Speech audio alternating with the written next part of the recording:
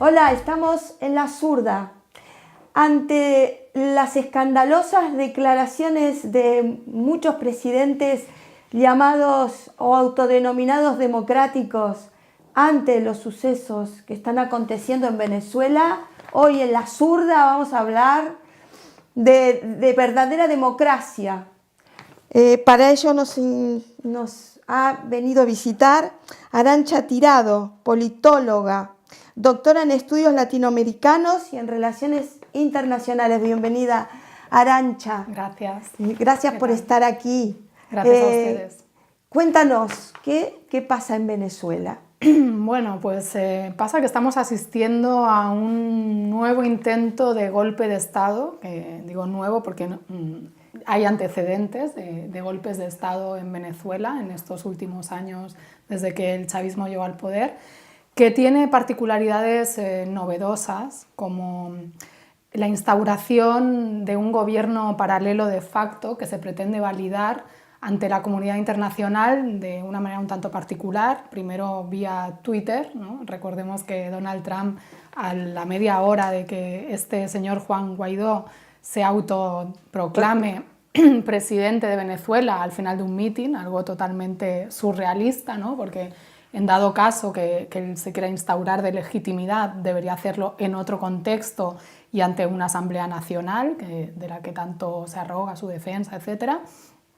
Y a la media hora Donald Trump lo reconoce vía Twitter y todo eso ya supone una escalada de noticias al punto que yo diría que estamos asistiendo a uno de los primeros golpes de Estado versión 2.0 de la historia, donde parece ser que pesa más la imagen que los medios están vendiendo al mundo de lo que está pasando en Venezuela para imponer de facto la legitimidad y legalidad de un gobierno que no es ni legítimo ni legal, por mucho que ellos apelen al artículo 103 de la Constitución de la República Bolivariana de Venezuela.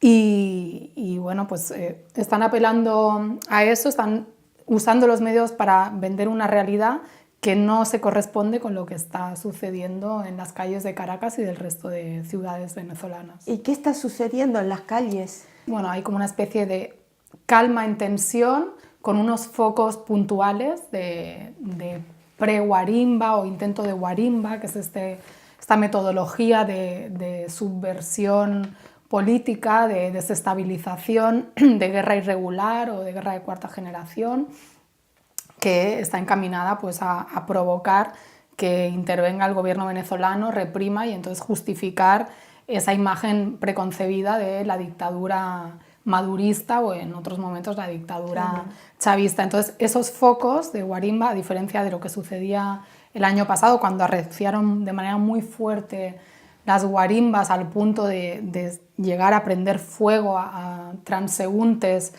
venezolanos que pasaban por ahí solo por considerar que parecían chavistas, a este punto ha llegado la oposición venezolana.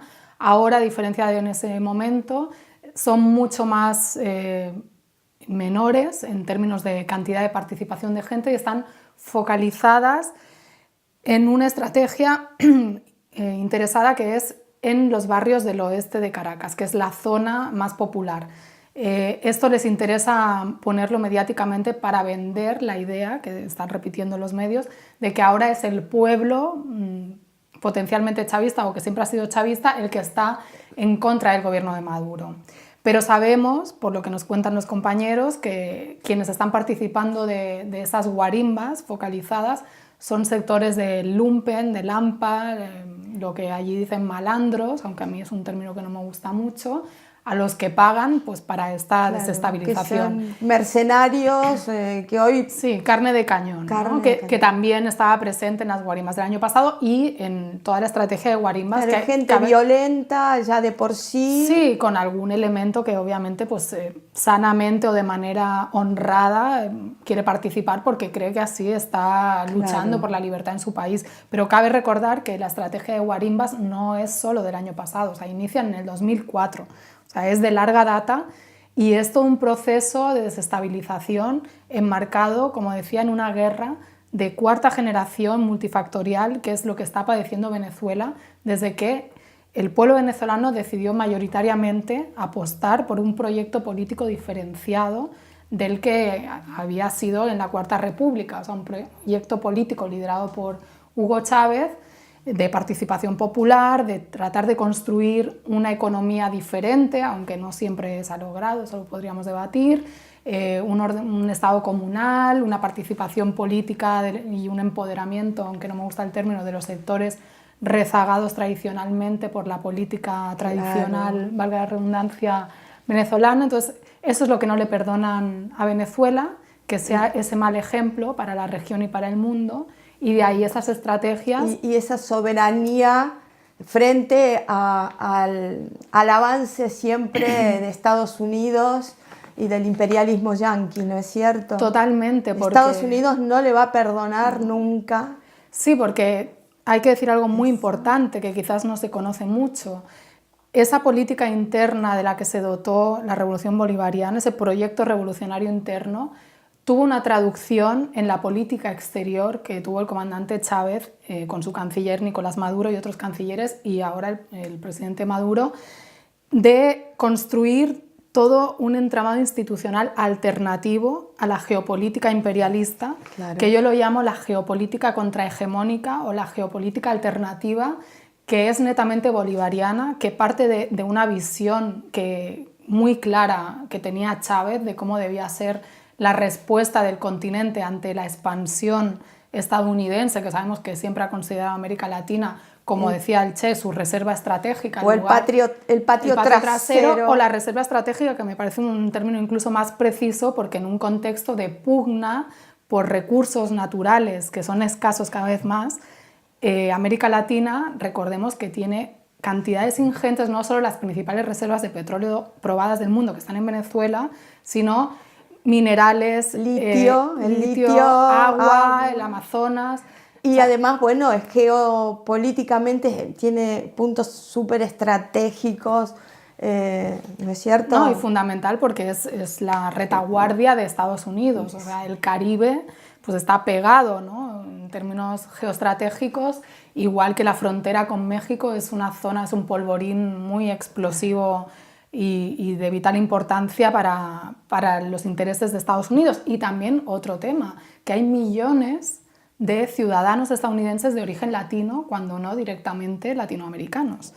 Entonces, claro, esto también hace que toda intervención que pueda hacer Estados Unidos en la región tenga un efecto desestabilizador al interno de la política estadounidense. Venezuela generó o lideró una solidaridad entre todos los pueblos sudamericanos que uno a uno Estados Unidos los va combatiendo ahora, ¿no? Bueno, yo creo que la llegada de Chávez al poder en el año 99, después de las elecciones que gana a finales del 98, inicia lo que dijo Rafael Correa, el cambio de época. Claro. En América Latina, toda una sucesión de victorias de la izquierda, el progresismo, que abre una ventana de oportunidad que es aprovechada por un señor como Hugo Chávez, que era un militar, un estratega, que además, no solo por un cálculo interesado, sino por unos principios diferentes, tanto al interno como en esa proyección externa de la revolución, diseña ese entramado institucional que abre las puertas a crear el ALBA TCP, la UNASUR, la CELAC, que son mecanismos de concertación regional por los cuales se fortalecía la región en esa geopolítica contrahegemónica, y además de esa visión multilateral también estaba la ayuda bilateral que Venezuela prestó al gobierno de Argentina, que pagó su deuda, sí, al gobierno de Brasil, a otros gobiernos, y lo que no se sabe, o sea, hay cosas que son públicas y muchas otras seguramente no serán públicas todavía. Yo creo que Venezuela ha sido muy generosa poniendo su petróleo al servicio de las luchas de los pueblos latinoamericanos, y también la diplomacia bolivariana tenía una pierna muy fuerte, un pilar en la diplomacia de los pueblos, o sea, no solo eran relaciones Estado-Estado, sino también relaciones con movimientos sociales, con sociedad civil, etc. Intercambios bilaterales, ¿no es cierto? O sea, de Cuba, fortalecer con Cuba también. También en el marco del ALBA y también de manera bilateral. Y bueno, todo eso yo creo que abrió una nueva etapa en América Latina que el imperialismo vio con mucha preocupación, porque suponía un escollo muy fuerte a esos intereses expansivos y además también no olvidemos que en este marco China empieza a posicionarse como primer socio comercial de muchos países latinoamericanos, no solo de países de izquierda, también de países de derecha, va ganando terreno y esa presencia china junto al declive hegemónico estadounidense por problemas internos y no solo internos, y a la fortaleza que estaba, y el papel protagónico que estaba teniendo América Latina como motor de esta transición geopolítica, gracias al papel de líderes como Hugo Chávez, pues explican que cada vez más el imperialismo viera la necesidad de poner fin a ese ciclo que se le estaba convirtiendo en un gran problema. Y para esto está usando en todo el continente a las burguesías locales de cada país para generar desencuentros dentro de cada país y golpes de Estado, porque claro, ahora ya no se valen más como en los años 70 de las dictaduras militares, sino que acuden a los medios de comunicación, a ONGs, ¿no es cierto? Y como dije antes, a las burguesías para empezar a socavar a sus grandes aliadas, que obviamente siempre han sido las burguesías, las clases dominantes latinoamericanas, que yo creo que son más estadounidenses en su manera de pensar y de actuar que otra cosa, ¿no? Por mucho que tengan un discurso nacionalista, me parece que son muy poco nacionalistas porque no defienden la soberanía de sus países. ¿Cómo se puede entender que antes de Chávez y de Maduro hubiera analfabetismo en un país donde es el mayor productor de petróleo, ¿no? Pero no solo analfabetismo, por ejemplo, en los años 80-90 la UNICEF denunciaba que los niños venezolanos pobres medían 7 centímetros menos y pesaban 4 kilos menos que los niños ricos de Venezuela. Cuando la gente en los barrios tenía que comer perrarina, comida para perros, porque no tenía para comer, cuando se produce el Caracazo y hay imágenes emblemáticas de gente cargando con trozos así grandes de carne de los supermercados, saqueando supermercados porque tenían literalmente hambre, en esos momentos nadie se preocupaba por el pueblo venezolano. Todo vale, ¿no? Todo vale, ¿por qué? Porque tenemos, bueno, aparte de un reflujo ideológico, en términos generales, tenemos unos medios de comunicación que responden a unos intereses económicos determinados y que nos están bombardeando todos los días con una determinada lectura de la realidad que no tiene nada que ver con la información, que no tiene nada que ver la sobredimensión esta que tenemos de noticias sobre Venezuela con una preocupación por el pueblo venezolano, porque como decía, hace unos años había graves problemas que se subsanaron en buena medida con la llegada de Hugo Chávez al poder. Uno revisa las estadísticas proporcionadas por organismos internacionales de cómo bajó la pobreza, el analfabetismo, los niños muertos al nacer, etc. Todo eso fue una mejora impresionante en términos históricos en un lapso de tiempo muy corto. Ahora evidentemente las cifras son diferentes. ¿Por qué? Porque también Venezuela está en medio de una guerra económica y además, que está pegándole muy fuerte al pueblo venezolano. Está bloqueado Venezuela ahora. Pues sí, se habla mucho del bloqueo a Cuba, pero quizás se tendría que empezar a hablar más del bloqueo de facto que tiene Venezuela. El canciller Arreaza contaba el sábado en el marco del Consejo de Seguridad de Naciones Unidas que hay 23.000 millones de dólares que Venezuela los posee, o sea, el gobierno venezolano, pero no puede hacer uso de ellos porque los tiene bloqueados. Claro, es un boicot a toda la política de Maduro, lo acorralan. El Estado lleva muchos años tratando de luchar por unos precios justos, haciendo diferentes instancias desde el Estado de supervisión, yendo a los supermercados, haciendo brigadas de denuncia, pero esto es como ponerle diques al mar prácticamente, porque el capital es muy potente. Es muy potente. Y las cadenas importadoras están todavía en manos privadas y son las que, junto con el Dollar Today, esta página que se dirige desde Miami, Cúcuta, establecen el tipo de cambio paralelo para la moneda venezolana y el dólar, que es el que rige de facto en la economía venezolana. ¿Cuál es el papel ahora de los militares en Venezuela? Porque Pues, yo he escuchado que los quieren perdonar, o sea, es como que los están incitando a la traición, ¿no es cierto? que no sé, según ellos están oprimidos por la dictadura de Maduro, pero a mí me asombra ver imágenes donde estos chicos van tranquilamente a entregarles a esos militares su ley de amnistía, a explicársela como si fueran testigos de Jehová.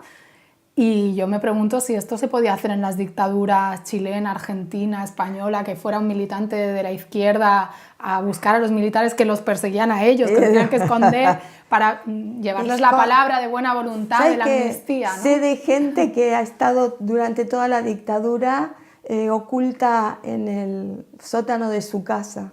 Exactamente. Bueno, es que lo de Venezuela es surrealista, pero dicho esto, yo creo que es fundamental el papel que adopte el ejército, que ya se ha posicionado claramente del lado de la institucionalidad del gobierno del presidente Maduro, a través de Padrino López, pero no solo, también Chourio y otros.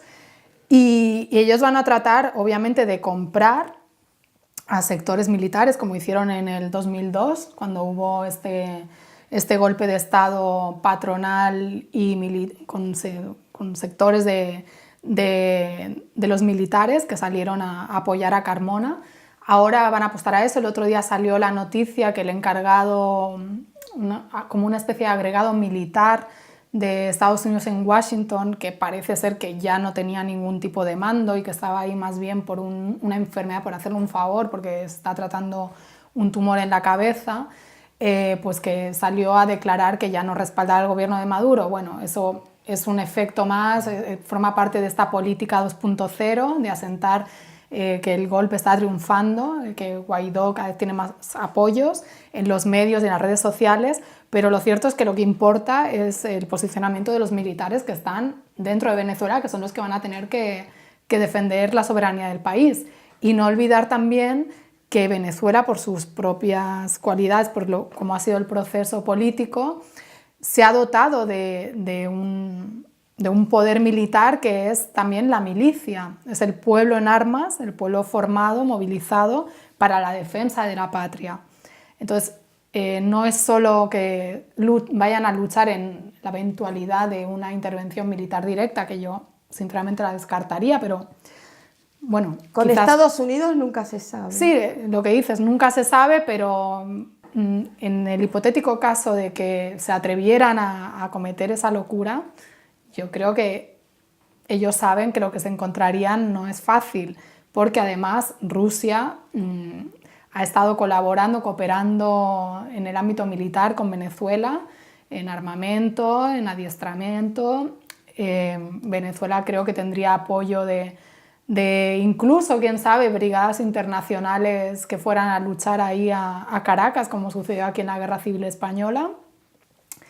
Y que ese pueblo movilizado haría a Estados Unidos meterse en una guerra sobre el terreno que podría ser su Vietnam, su Vietnam latinoamericano, ¿por qué no? Y ellos son conscientes, porque tú ves algunos análisis del establishment estadounidense por parte de sus think tanks, alertan, ¿no? Ojo, Venezuela tiene el doble de territorio que Irak, Venezuela tiene 100.000 civiles que pertenecen a la milicia, es el cálculo que ellos hacen.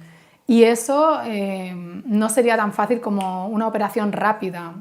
Lo que pensaban que era rápido en Irak se convirtió en años y años. En Venezuela puede ser algo similar, porque creo que si alguien piensa que la mayoría del pueblo venezolano está deseando que entren los estadounidenses para aplaudirles y sumarse. Sí, los paladines de la libertad y de la democracia, que ya nadie los cree, cada vez les creemos menos, ¿no? Yo creo que ni sectores que pueden votar incluso por la oposición, convencidos o confundidos por lo que sea, tampoco quisieran una intervención estadounidense. Eso lo querrán ciertos líderes opositores que tienen a su familia al resguardo en el exterior.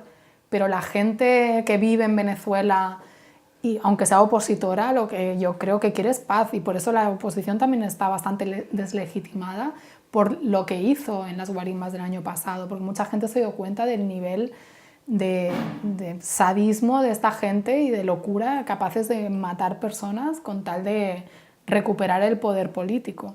Arantxa, para ir terminando, ¿tú qué panorama ves? ¿Cómo se podrá resolver esta situación? Bueno, yo veo que es un panorama muy complejo porque creo que Estados Unidos ha hecho una lectura de que ahora es el momento. Están poniendo toda la carne en el asador por los movimientos que están al menos anunciando con toda la artillería mediática, aunque a la vez está habiendo negociaciones con el gobierno venezolano, como explicaba hoy Arreaza, el canciller, en una rueda de prensa, que están negociando quién va a ser el encargado de negocios, a la vez que han anunciado un encargado de negocios para el gobierno de Guaidó. O sea, creo que hay dos planos, un plano de lo visible del espectáculo y un plano de lo real, de lo que se está llevando a cabo entre bambalinas. Es difícil saberlo sin estar ahí. Por un lado, yo apostaría porque este golpe de Estado se vaya diluyendo, aunque creo que le están echando más gasolina por ese cálculo de, bueno, es el momento. Lo que comentábamos antes, también el mapa geopolítico latinoamericano ayuda a que Estados Unidos pueda hacer esto sin tanta contestación, pero ojo, aún así tampoco tiene mayoría, porque el otro día en la OEA se votó en contra de la propuesta del secretario general Luis Almagro, que sabemos que es un enemigo declarado de Venezuela, en contra de los intereses de Estados Unidos en la OEA, y por eso ellos se van al Consejo de Seguridad, donde también una mayoría de países se pronuncia a favor del diálogo y la no injerencia. Entonces, si son un poco responsables y sensatos e inteligentes, lo primero no creo, inteligentes deberían serlo, aunque solo sea por cálculo estratégico, yo creo que deberían sentarse a negociar y darse cuenta de que si quieren seguir por esta vía golpista, lo que van a conseguir es sangre, destrucción. Yo creo que otra opción, si van a seguir continuando, si no se diluye ese golpe de Estado, otro escenario puede ser la intervención no tanto bélica, cinética, o sea, sobre el terreno, ¿no? de despliegue de tropas, sino la apertura de un canal humanitario, que esto ya lo plantearon algunos países en el Consejo de Seguridad de la ONU, avalada por la doctrina de la necesidad de proteger, que se usó cuando se justificó, se hizo una resolución 1973 en el Consejo de Seguridad en 2011 para intervenir en Libia, bajo esa doctrina. Entonces, el uso de esa doctrina bajo el argumento de que Venezuela enfrenta una crisis humanitaria, que es algo que llevan tiempo colocando en agenda mediática. Y desembarcan esas ONG subsidiadas. Sí, no tanto ONG, a lo mejor cascos azules, gente del ejército brasileño que estarían encantados, Bolsonaro estaría encantado, ahora han llegado los israelíes a ayudar al ejército brasileño, el ejército argentino, que Macri también estaría encantado de hacerle favores a Trump. Y bueno, hasta otros como Ecuador, ¿no? Que seguramente se pondría en la lista el señor Lenín Moreno a ver en qué puede ayudar, para ayudar para la redundancia al pobrecito pueblo venezolano. Entonces, ahí podría ser una vía para el control del territorio y ayudar al asentamiento de ese gobierno paralelo que, como digo, es ilegítimo e ilegal. Muchas gracias, Arantxa, a vosotros. por la verdad, este panorama que nos has explicado. Gracias por ver nuestros programas. Suscríbete a La Zurda. Ahora también nos puedes ver por Telegram. Y yanquis, atrás. Los pueblos quieren paz.